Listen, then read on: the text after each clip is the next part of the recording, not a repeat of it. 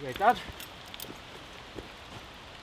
Ooh. Something to warm you up on a pretty miserable day.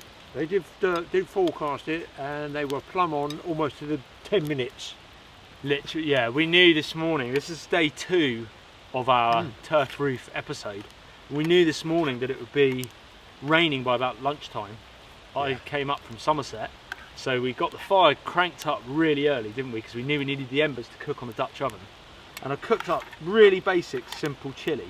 What do you think? Good. This is good. Yeah. Well, it's nice, isn't it? I think we should do more things. You could put something in the comments like stews. A nice stew, something that you can almost leave to cook on its own while we get on with the other jobs, going chopping logs and finding the resources. It is a winter dish, really, isn't it? Like, Dutch ovens are great for winter, well, all year round, but definitely good for winter, where you don't have to do, all you've got to do with the Dutch oven really is just fire maintenance. Like maintain those coals, keep those embers hot, keep those coals hot, sorry, and just yeah, just manage it. Once all the ingredients are in the Dutch oven, it just cooks itself. It's great. But we will run you round in a minute of what we've done in this episode, why we've done it, as per the format of TA Outdoors. Yeah. And yeah, cheers to everyone who watched the last 2 episodes. If you want to see those, I'll put a link to them in the description or somewhere up here. And I'm going to say, because I can say it because we're out in the woods and my wife does not watch the shows, this is better than Mum's. Really? Yeah, I think it is, yeah. Don't tell her that. I have actually kept some for Mum. I put some in a little box for Mum to take back home. She's cooked me enough dinners over the year, I think it's only fair. Well, it's more, it's tastes a bit more spicy. Simple ingredients. Look, there's so many different ways of doing chilies, but this is just mince, brown off the mince in the Dutch oven. And then I added some onion, chopped pepper, bit of chopped garlic, chopped tomatoes, tinned tomatoes, chopped tomatoes, Yeah, they're nice. kidney beans, bit of salt, bit of pepper, bit of oregano. That was it. I have to put my hood up, Dad. I was just saying to Dad, we let a plane fly over because it was a bit loud. The other good thing about what I've found with Dutch ovens, general cast iron Dutch ovens, is when you're frying stuff, you generally have a hot spot. Just where it's sat over the fire, the frying pan either heats up on one edge or heats up from the inside and just stays in the middle. So you have a really strong hot spot and you can burn food quite easily. I think with a Dutch oven where it's a thicker layer of obviously iron, it's cast iron, Yeah. it just maintains a pretty consistent temperature all the way around it. And what I did there was I put the lid on, and then this particular Dutch oven, this Petromax one, allows you to put coals on top. It's got a kind of small lip, a couple of mil on the top lip of it, allows you to put some coals on top, and that way you're cooking from above and below, and it's essentially like your oven at home, really, isn't it? That's what it's recreating. I thought it was actually a mistake. I thought, wow, this is going to be a really crunchy chili con carne, because I see all this ash all over the top. I thought, uh-oh, taking that lid off's not going to be good news, but you see the principle of it. It's actually heating all the way round, isn't it? Yeah. Bread with it next time? Yeah, probably could have added some bread, maybe fresh baked bread. But look, a lot of the time, guys, it obviously is just me and Dad out here, battling the elements, battling the lights, the conditions, battling the fires, and you know, shoveling tons of sod or turf. So it's not easy to them. When you do the cooking like this, you need to be focused on it, especially filming wise. It's quite difficult because you're managing the fire, managing the food, and you're managing the camera at the same time. It's really not that easy. So The thing is, a lot of the time you're doing things in sequence to film. yeah, Well, the food doesn't do stuff in sequence. It's not waiting for us to film, you know, it's No. cooking. yeah. So while you go and change camera lenses, it might be cooked too much if it's fish. Yeah. Right, we'll finish this. I think maybe we'll sit under the Viking house, Dad, for a bit. We are getting soaked for this We're shot. I getting hope really you wet. appreciate it. For this shot for you guys, we needed the light, so we've come out in the rain just to try and get this shot for you. But we are getting pretty wet, so I think we're going underneath that. And yeah, and then we'll talk to the guys about what to do, what we did. Put the kettle on again, I think. I was just say to Dad, cooking in the cast iron, really, you shouldn't be cooking. A lot of people, it's not you shouldn't. A lot of people are very against cooking kind of acidic foods in cast iron, so things like chopped tomatoes and this kind of dish is not really good for the seasoning on your cast iron Dutch oven, and I am aware of that. But what I tend to do is, you saw me probably use the kettle, put boiling water in this straight away, just to the bits that stick a bit, using a wooden spoon not to scratch too much of the seasoning off. I'll scrape that off, pour this out, wipe it clean with a bit of towel, and then put some oil on that, put it back on the fire for an hour or so, and then that will just add that extra layer of seasoning. As long as you're quick, when you're using acidic foods, as long as you're quick with your Dutch oven and you clean it fast, then I've had no problems with it. But if you kind of leave it, or you leave it overnight, you wipe it clean, you leave it overnight, it's going to really kind of affect that seasoning layer. So yeah, it's a personal preference, I think, really. But I don't, it's cast iron, you know, it can really take a beating, this stuff. We've had our chili. I'd like to say we're warmed up, but we're pretty wet. We're wet. We are pretty wet, yeah. But we just thought we're not going to do too much filming at the moment because it's so wet. I think it's going to break the camera. So the camera's actually inside the turf roof Viking house at the moment. Just to explain what we've done, we tried to source the turf, sod, whatever. It's kind of not really. I don't know what it is really. It's turf. We tried to source it from this woodland. To be shipping it in and stuff is quite a lot of effort, and it's quite nice to try and make as much of this as possible from inside this woodland. So we just found it wherever the grass was growing. Really, we just dug down, didn't we? With some drain space. Wherever the clear patches through the trees are, because it's unmanaged woodland, isn't it? Yeah. So there's not much light. No. So every glades area that we found, we dug down, and actually it's quite thick. It's quite thick roots to it. Now the grass is a bit floppy at the moment because it's dying back. It's now November time. It's going yellow and it's going to die. So the whole roof is going to go all flat like that, and it will probably go white. This grass usually goes white when it dies.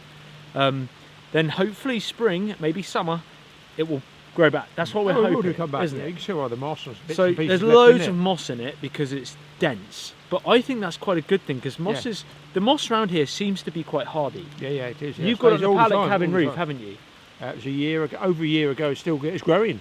It's growing on a tin roof. So we figured this moss has quite a good root system, and that's what's hopefully going to bind into these hazel hurdles that we had on the roof and just keep it all together. Really, that's what we're hoping. Look, guys, we don't really know what we're doing. Not really, no. But we do it. We do it.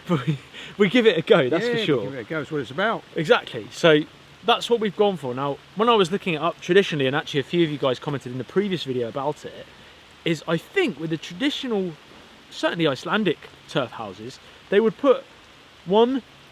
have their kind of rafters and things like that. They would put one turf up like that, and then the other turf down like that on top of it. And I think that then gave it a bit more of a rigidity when it was on top.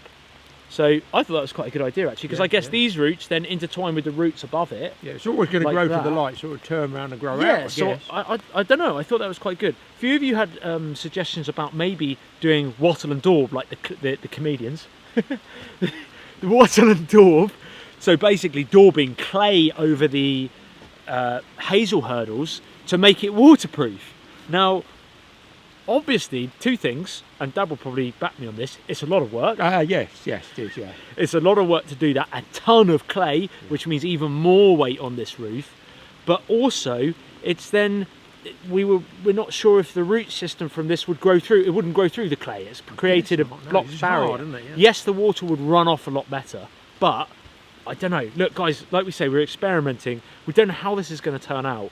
We just have to wait for a year down the line. If it's still there a year down the line, I think that's a result. I think so, yeah. Well, listen, we know the wattle and daub works on the Saxon house. Yeah. It's right next door to us, but the eaves overlap there. Yeah. So it's dry. It's like concrete. It's honestly, like we'll show you a bit of the rain. Saxon house. We've had so much rain already, a couple of hours now of solid rain.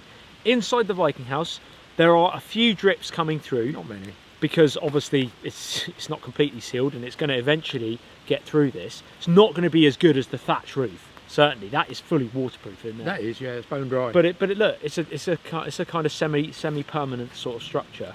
Now we're going to put some walls on it. I'll just grab the camera. We might get it wet for a bit. You're all close. You're like this. Can you see me? The camera's tilted. I can see you, yeah. Yeah. Is it blurred? Well, it's blurred on my glasses because you're hissing with rain. Okay, right guys, Dad's literally holding, if I could take a picture right now, he's holding his hat above the camera and getting soaked. So this is the roof. You can see the grass is now completely flopped over where A, it's raining and B, it's dying back. This one's actually still going, so hopefully spring, summertime, it's going to turn up like this maybe and start growing up. That will all those roots hopefully will grow into this hazel hurdle, make it all nice and secure. Over this side here, to keep this turf on, a few of you asked questions, how are we going to keep this turf on here? All we did was grab some sticks like this, wedge them in between the hazel hurdle gaps, like, if I can, there, and then that turf can slip and just sit against there. To be honest, it's so thick and heavy, I don't think this is sliding off at all, Dad, any of this. Shouldn't do, no, too heavy. So it's a mixture of moss, it's a mixture of dead pine, needles, grass, it's leaves. All sorts, leaves, you know, it is what it is, guys. We're going to go for it. It kind of looks authentic. We don't know if it's going to last, but it's the best we could do in the situation. Now, coming round back to the front, What do you think I am? I feel like this is, yeah, an estate I'm an agent, estate agent. real estate. All of this bit, we're thinking of maybe the door this side. Let me know, guys, what do you want? Should we put the door this side, over here, or this side? I'm kind of swayed towards this side. And then this side panelling, we're thinking more hazel hurdles, maybe a hazel hurdle at the front and the back, just to seal it in. Doubt we're going to door bit because there's a ton of clay. And then yeah, will be it. It's a nice simple structure. It's not as complicated as the Saxon house. It's a simple structure. We've had a blast so far building it. This is not the end of the series. There is going to be some more coming. So I've had quite a few questions, certainly over the last year, about the cookware that I've been using on TA Outdoors. It's good. It's good stuff. It's from a company called Petromax, who are based in Germany. The Dutch oven, for example, this one, it's cast iron. It's really well built. All of that cooking setup there, the fire bridge, and all the hanging items, the skillets, the double skillets that I've used. There's loads. The kettle. Yeah, they do a really good range of cast iron cookware and just stainless steel cookware. Really, really good stuff. From our personal opinion, we've had really good experience using it. Dustin uses it quite a lot as well. We featured it in the Viking House series and did a lot of cooking on there. I'm sure he could vouch for it as well. It's really good gear. Because the big thing is, you can put the lid on it and you can leave it, and I can go off and do other jobs. The Dutch oven. I was saying earlier, like there's the lip. You can see that lip there, and that's just so that you can put coals on it and they don't fall off. And also, they've got this really cool little, again, this is Petromax, really cool little fork thing.